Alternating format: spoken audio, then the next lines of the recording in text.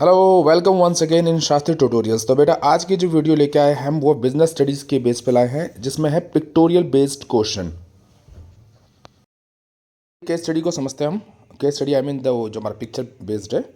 तो इसमें क्या कहता है, देखिए यहाँ पर कह रहा है in the absence of the concept there is a chaos prevailing here, name the concept. तो पिक्चर्स को समझते हैं क्या करके, देखिए पहले वाले पिक्चर में देखेंगे ध्यान से। तो यहाँ पर देखिए जो ये एम्प्लॉय को लात मार के निकाला जा रहा है या एम्प्लॉय छोड़ छोड़ के जा रहे हैं। दूसरी वाली में देखें तो यहाँ पर क्या कह रहा है, नो स्टॉक है, प्रोडक्शन में नो स्टॉक शो कर रहा है। ठीक है। तीसरा देखें हम अपना, तीसरे में क्या कह रहा है, वो सेल्स मांग रहा है पर सेल्स की कोई रिपोर्ट नहीं है, वो चिल्ला रहा है कि भाई सेल्स कहाँ है, पर हमारी कुछ भी सेल्स नहीं है। और यहाँ देखिए स्टॉक फुल ऑफ स्टॉक है स्टोर में, पर वहाँ पर क्या कर रहा है, वो आराम से सो रखा है, उसको कोई चिंता ही नहीं है। क्योंकि अगर स्टॉक वाला काम देगा तो यहाँ पर जो हमारा ये है क्या नाम है, प्रोडक्शन हो पाएगा, प्रोडक्शन से हमारी फिर सेल हो पाएगी, पर ऐसा कुछ नहीं हो पा रहा है। और यहाँ देखिए अकाउंट डिपार्टमेंट में बंदा चोरी करके भाग रहा है, किसी को खबर ही नहीं है। यहाँ पर ये बंदी जो है रिसेप्शन में बैठी है, अपनी पर्सनल कॉलिंग में लगी हुई है, आराम से, कोई तालमेल नहीं है किसी के बीच में, आपस में सब बिल्कुल मज़े ले रहे हैं।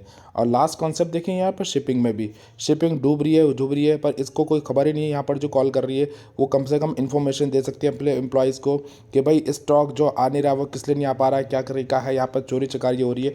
मतलब यहाँ पर कोई भी मैनेजमेंट नहीं है। अब यहाँ पर देखते हैं हम कौन सा बनता है। इंसेंटिव बन सकता है हमारा, इंसेंटिव का कोई सीन नहीं बनता इसमें। मोटिवेशन भी नहीं है, क्या मोटिवेट करोगे ऐसे को। कोऑर्डिनेशन और कम्युनिकेशन तो किसी के बीच में आपस में तालमेल अच्छे से नहीं है। पर अगर एक चीज़ सही से हो पाती वो है हमारा कोऑर्डिनेशन। अगर कोऑर्डिनेशन सही से हो पाता तो ये सारी चीज़ें जितनी भी हैं, ये सारी चीज़ें हमारी क्या होती, अच्छे ढंग से हो पाती है सारी चीज़ें। ठीक है ना। कोऑर्डिनेशन से ही एम्प्लॉयर के बीच का रिलेशन अच्छा बनता। ठीक है ना। एम्प्लॉयर का रिलेशन बनता। स्टॉक जो है यहाँ पर वो स्टॉक प्रोडक्शन में आता, फिर सेल्स बढ़ जाती है हमारी, चोरी चकारी कम होती है, कोऑर्डिनेशन अच्छा होता है, शिपिंग कंसेप्ट हमारे टाइमली पहुँचते, और जो पर्सनल कॉलिंग हो रही है, रिसेप्शनिस्ट जो बैठी है यहाँ पर, ये भी सही से काम करती है। तो इसका राइट आंसर क्या बनेगा हमारा, कोऑर्डिनेशन। दूसरे इसको समझते हैं, पिक्चर को क्या पिक्चर बता दिया मैं। तो इस पिक्चर में आप ध्यान से देखिए, यहाँ पर देखो दो इमेज बनी हुई है। एक इमेज ये है आपकी और एक इमेज ये है।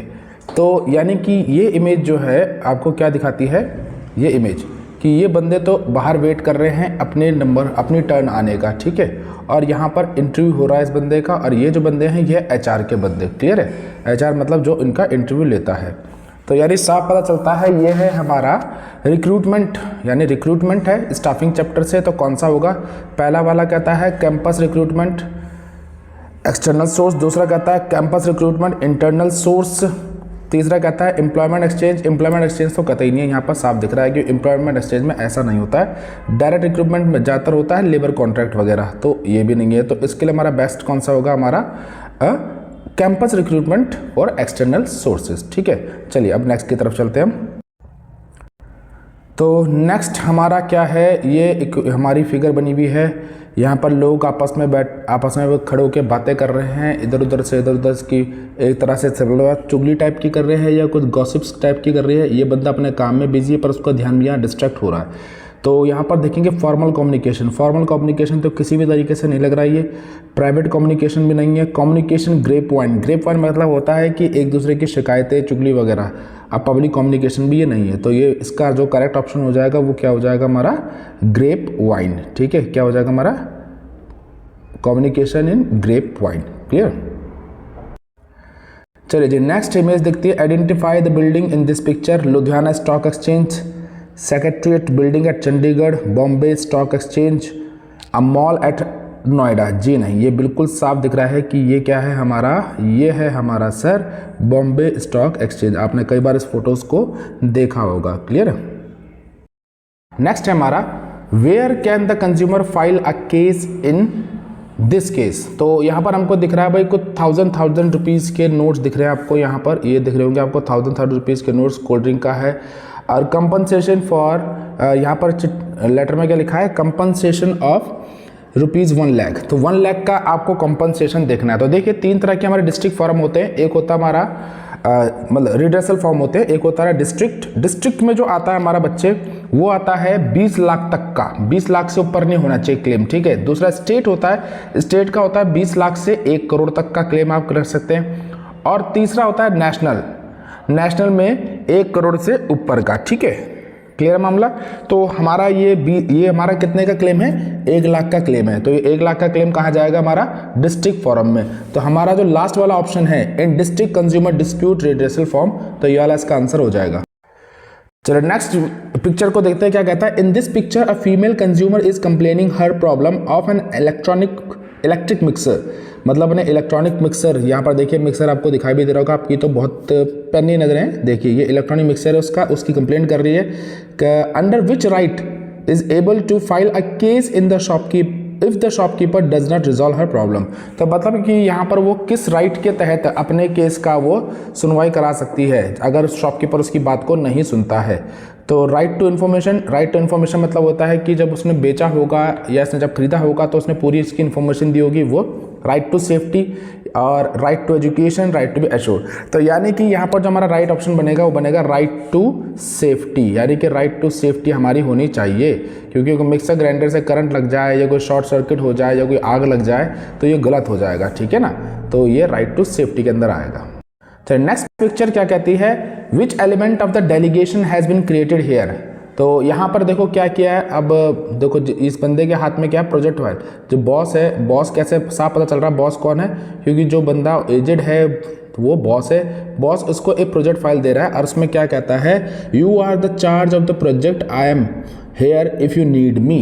तो यानी कि ये हमारा कौन सा केस बन जाएगा, वो कहता है कि भैया रिस्पॉन्सिबिलिटी, यस ऑब्वियस रिस्पॉन्सिबिलिटी दी है, अथॉरिटी, टैक्स, टास्क और अकाउंटेबिलिटी।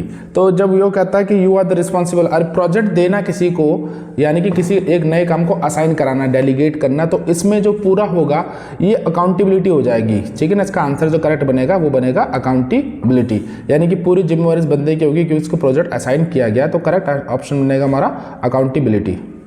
चलिए नेक्स्ट पिक्चर देखते हैं। नेक्स्ट पिक्चर में कहता है what is the picture meet show here depict a normal chit chat with the boss. बिल्कुल नहीं, नॉर्मल चिट चैट नहीं है, बॉस के साथ नॉर्मल चिट चैट नहीं होती है। When boss is speaking all should be silence, ऐसा कुछ जरूरी नहीं है कि जब बॉस बोले तो सब चुप रहेंगे। अब मीटिंग का मतलब यही होता है कि सब अपनी अपनी बात को रख सके, उसके डूज के नॉट्स को बता सके। Effective communication increase efficiency, effective communication, हाँ अगर असरदार कम्युनिकेशन होगा तो एफिशिएंसी यानी क्षमता को हम बढ़ा सकते हैं।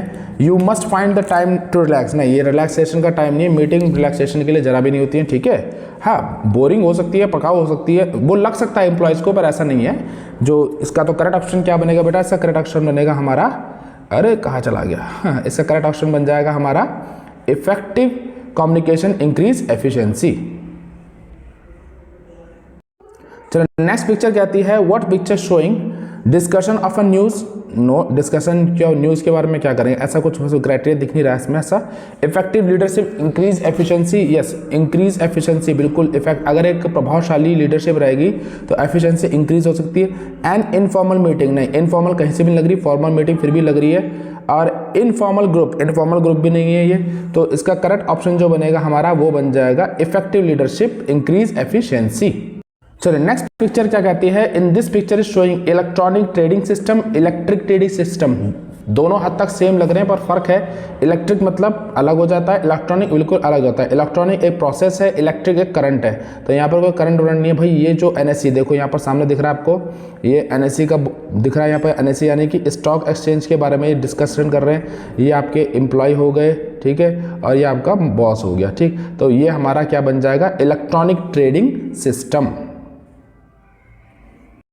चलिए अगली पिक्चर कहती है which decision have been marked as green. देखिए यहाँ पर आपको कर रखा है, ये ग्रीन मार्क कर रखा है और ये रेड मार्क कर रखा है, और इसके अंदर ये हमें पॉइंट्स दे रखे हैं, इनको पकड़ना हमने। तो ग्रीन के अंदर क्या क्या दे रखा है, ध्यान से देखिए, थोड़ा मैं इसको हटा देता हूँ। ग्रीन के अंदर दे रखा है बच्चे फाइनेंशियल इंस्टीट्यूशंस जो फैसला क्या फैसला कर रहे हैं, डेट एंड इक्विटी का। और रेड के अंदर दे रखा है हमको प्रॉफिट यानी डिविडेंड और रिटेन्ड अर्निंग। तो डिविडेंड देखो सेकंड मारा है डिविडेंड, तो ये डिविडेंड ठीक है, देखो यहाँ डिविडेंड दिख रहा है, तो ये पॉइंट हमारा सेकंड डिविडेंड दिख रहा है, सेकंड पॉइंट में इसमें है ना, देखो डिविडेंड। और फाइनेंसिंग यानी कि ये फाइनेंशियल इंस्टीट्यूशन, तो डेब्ट इक्विटी बात करें तो हमारा राइट ऑप्शन फर्स्ट वाला हो जाएगा, फाइनेंसिंग एंड डिविडेंड। तो नेक्स्ट पिक्चर क्या कहती है, which principle of the scientific management have been shown here. तो यहाँ पर जरा थोड़ा ध्यान से देखते हैं, देखिए ये अपना ये देखो क्या दे रहा है, बोनस दे रहा है। जो बॉस है वो अपने एम्प्लॉय को बोनस दे रहा है। और क्यों दे रहा है बोनस? क्योंकि यहाँ देखो पीछे प्रोडक्शन बढ़ा हुआ है, प्रोडक्शन क्या है, ऊपर की तरफ बढ़ रहा है, देखो ऊपर की तरफ प्रोडक्शन बढ़ रहा है हमारा, तो ये बोनस दे रहा है। कई बार मालिक क्या करते हैं, खुद तो अच्छा कमाते हैं पर अपने जो एम्प्लॉयज़ होते हैं उनको वो डिस्ट्रीब्यूट नहीं करते हैं, उनको नहीं देते हैं, तो इससे क्या होता है, हार्मनी डिस्कॉर्ड हो जाती है। पर अगर आप टाइमली अपने प्रॉफिट का हिस्सा उनको देंगे, क्योंकि कहीं ना कहीं जो प्रॉफिट है वो आपके एम्प्लॉय के द्वारा ही तो कमाया गया है, तो इस वाला का ऑप्शन बनेगा हमारा हार्मनी नॉट डिस्कॉर्ड।